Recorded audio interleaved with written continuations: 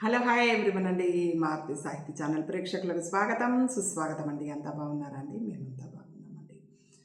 జీవితమే ఓ ఢమాల్ నావెల్లో నిన్నటి ఎపిసోడ్లో ఇంకా వీరు జగ్గు కోమల్ని చంపడము, అందులో సక్సెస్ కాకపోవడము, మళ్ళీ మళ్ళీ ఆమె కనిపించడము, ఆ మాట చౌదరి నమ్మకపోవడము, తర్వాత మళ్ళీ కోమల్ని చౌదరి చంపడము, ఆ చంపిన అని అనుకున్నటువంటి సందర్భంలో ఆ సంతోషంలో తన వికటాట్టహాసం చేయడము, పక్కనున్న వీరు జగ్గులు వాళ్ళు వాళ్ళే మాట్లాడుతున్నారేమో అని తన కంగారు పడడము, ఎవరిని చంపావు అనేటువంటి ఒక స్త్రీ కంఠం వినిపించడం, గొంతు మార్చి మాట్లాడుతున్నావేంది, గౌరవం లేకుండా అని అడగడం, వీళ్ళిద్దరు కాక వీళ్ళు ముగ్గురు కాక నాలుగో వ్యక్తి ఇంకెవరు లేరు అనే భ్రమలో చౌదరి ఉండడం జరిగింది కదండి. ఈరోజు ఎపిసోడ్లో ఏం జరగబోతుందో చూద్దామండి.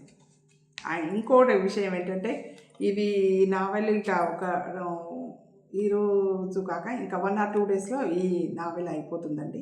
అయిపోయిన తర్వాత మళ్ళీ ఇంకో నావెల్తో మేము ముందుకు రావడం జరుగుతుందండి. 1 or 2 డేస్ పడుతుంది అంతే.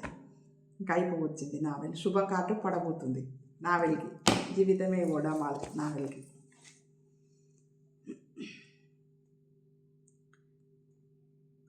మీరు ఏ తప్పు చేయకపోతే ఎందుకలా వణికిపోతారా?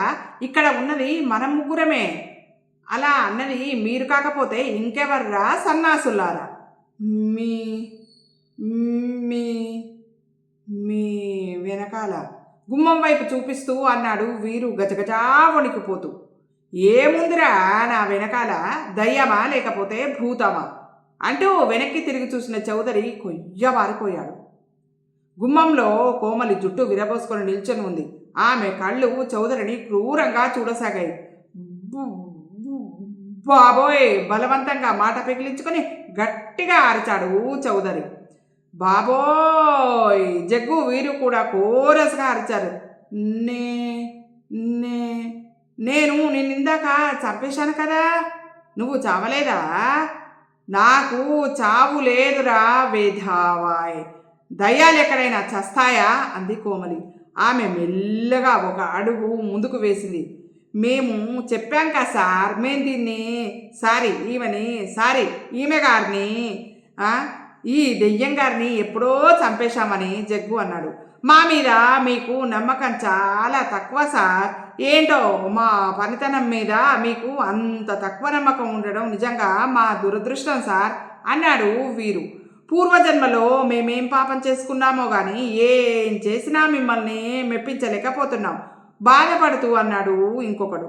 సన్నాసుల్లారా, మీరింకా నోరు మూస్తారా? ఒక పక్క ఇంట్లోకి దయ్యం దూరిపోయి టెన్షన్తో నేను చేస్తుంటే ఇప్పుడే మీకు టైం దొరికిందిరా ఇలా సాధింపులు వేధింపులు మాట్లాడడానికి. కోమలి వంక వాళ్ళిద్దరి వంక తలకాయ గబగబా తిప్పి మార్చి కంగారు పడుతూ మాట్లాడసాగాడు చౌదరి.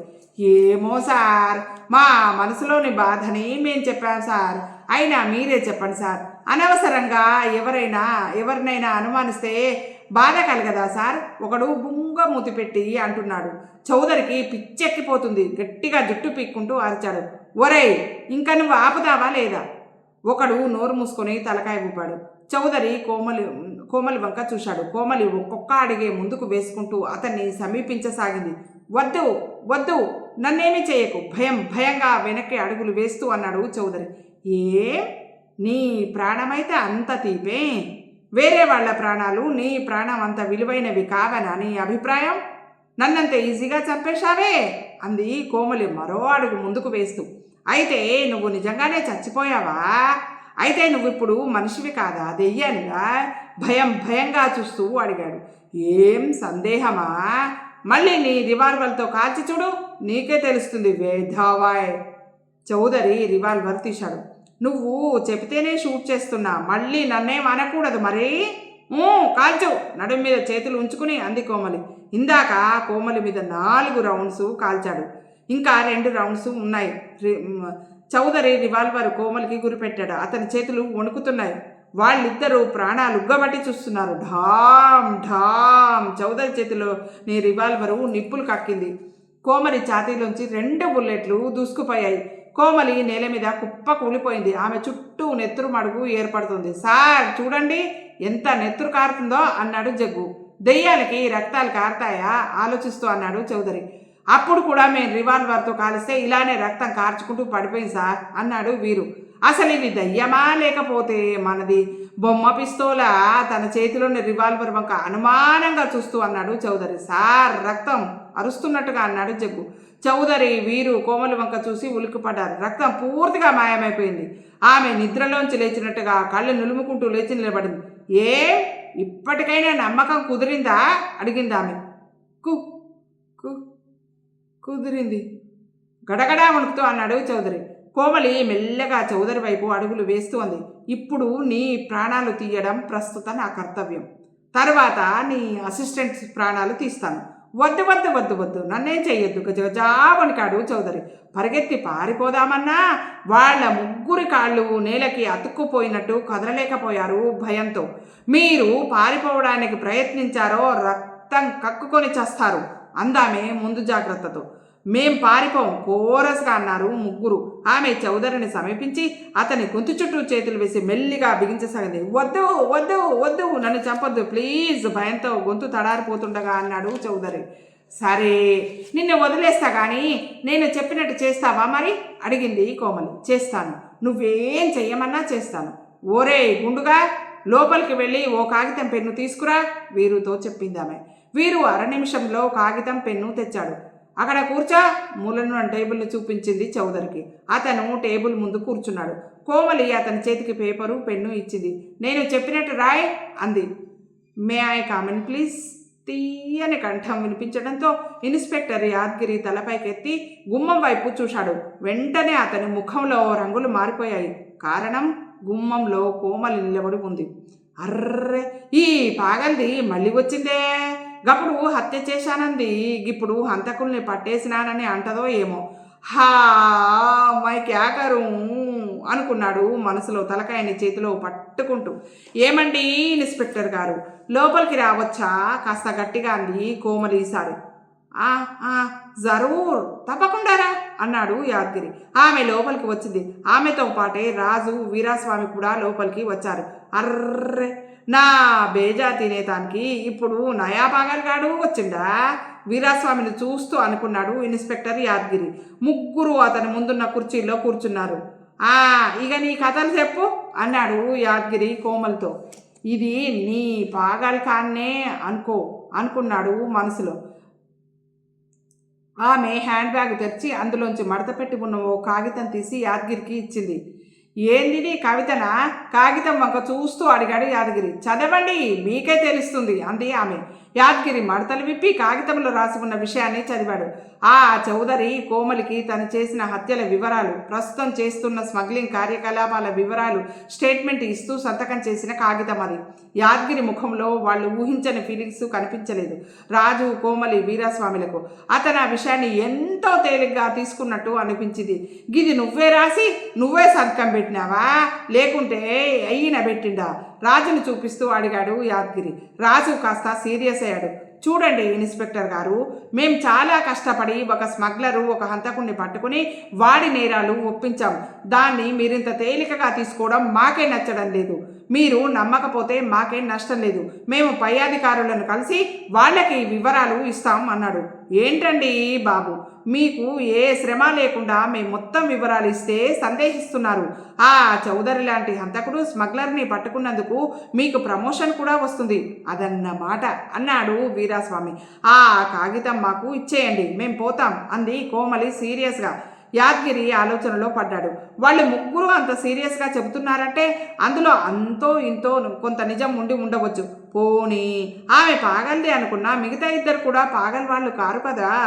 వాళ్ళు చెప్పింది వినకపోతే తాను పాగలగాడు అయిపోయే పరిస్థితి యాదగిరికి అనిపించింది. గట్లయితే మీరు చౌదరి గాడిని ఈ ఏడ బంధించిండ్రు మెల్లగా అడిగాడు ఇన్స్పెక్టర్ ఆ ముగ్గురు వంక చూస్తూ. ఇది మరీ బాగుంది. వాడి గురించి ఇన్ఫర్మేషన్ ఇచ్చింది చాలదా? వాడిని మేమే బంధించి అప్పుడు మిమ్మల్ని తీసుకెళ్లాలా అంది కోమలి. వాడి దగ్గర గుండుల్లాంటి రౌడీలు చాలామంది ఉన్నారు. వాడిని మేము ఎలా బంధిస్తాం? వాడి రౌడీలు మా ముగ్గురిని చిట్టగొట్టి చట్నీ చేసి పారేస్తారు అదన్నమాట అన్నాడు వీరాస్వామి. మళ్ళా అట్లయితే ఈ స్టేట్మెంటు ఆ చౌదరి గాడికి వెళ్ళి ఎట్లా తీసుకున్నారు? ఓ గొప్ప పాయింట్ లాగానన్న సంతోషం యాదగిరి ముఖంలో కనిపించింది. ఎందుకంటే ఈమెని వాడు దెయ్యం అనుకుని భయపడ్డాడు. అందుచేత ఈమె ఎక్కడ చంపుతుందో అన్న భయంతో ఆ స్టేట్మెంట్ రాసిచ్చాడు. అదన్నమాట అన్నాడు వీరాస్వామి. వా క్యా కమాల్ హై, నేను దీన్ని పాగలనుకుంటే వాడు దీన్ని దెయ్యం అనుకుంటున్నాడు అన్నాడు ఇన్స్పెక్టర్. పైకి మాత్రం వాడు ఈమెని దయ్యమని ఎందుకు అనుకుంటున్నాడు అని అడిగాడు. ఎందుకంటే వాళ్ళు ఈమెని 3 సార్లు చంపేశారు. అయినా ఈమె బతికి ఉందంటే ఈమెని దయ్యమని అనుకుంటారు, కానీ మనిషిని ఎందుకు అనుకుంటారు అదన్నమాట. రాజు కోమలి కళ్ళలోకి వారిస్తున్నట్టు చెప్పేశాడు వీరాస్వామి. రాజు కోమలి కళ్ళతో వారిస్తున్నా కూడా చెప్పేశాడు వీరాస్వామి విషయాన్ని. అతను చెప్పింది వినగానే ఇన్స్పెక్టర్ యాదగిరి ముఖంలో ఫీలింగ్స్ అన్నీ మారిపోతున్నాయి. అతను ఠపీమని కుర్చీలో వెనక్కి వాలిపోయాడు. హా, జరూర్ వీళ్ళు పాగలగాలే, లేకుంటే గిదేంది 3 సార్లు చంపితే ఈమె చావలే, దెయ్యం భీకాలే, గట్లెట్లా అనుకున్నాడు మనసులో. అతను తన చేతిలోని కాగితాన్ని టేబుల్ మీద పడేశాడు. నా వఖత్ ఖరాబు చెయ్యకుండ్రి, ఈ స్టేట్మెంటు నా సీనియర్ ఆఫీసర్లకు చూపించి నాకు చెప్పిన కథలు వాళ్ళకి చెప్తే మీకు మంచి నాము దొరుకుతుంది వాళ్ళతో వ్యంగ్యంగా అన్నాడు యాదగిరి. అది కాదు బాబు, మీకు మేము పిచ్చోళ్ళలా కనిపిస్తున్నాం కదూ, నిజంగానే ఈమె చంపినా చావదు, కావాలంటే మీ రివాల్వర్తో ఈమెని కాల్చండి, మీకే తెలుస్తుంది అన్నాడు వీరాస్వామి. వారే వా, నాతో ఈమెను చంపించి నన్ను హంతకుణ్ణి చేయాలని చూస్తున్నారు, నేనేమన్నా పాగలగాడినా అన్నాడు యాదగిరి. సరే బాబు, పోనీ నేనే కాల్చి చూపిస్తా, ఆ రివాల్వర్ ఇటివ్వు అదన్నమాట. యాదగిరి రివాల్వర్ బెల్ట్ నుండి తీసి వీరాస్వామి చేతిలో పెట్టాడు. చల్ కాల్చు, దమ్ముంటే కాల్చు చూద్దాం అన్నాడు. ఇలా పట్టుకుని ఇలా నొక్కాలి అంతే కదా అడిగాడు వీరాస్వామి. అలా నొక్కితే నువ్వు కథం అవుతావు, రివాల్వరు ఇటు తిప్పి నొక్కాలి అన్నాడు. అన్నాడు ఇన్స్పెక్టర్ యాదగిరి.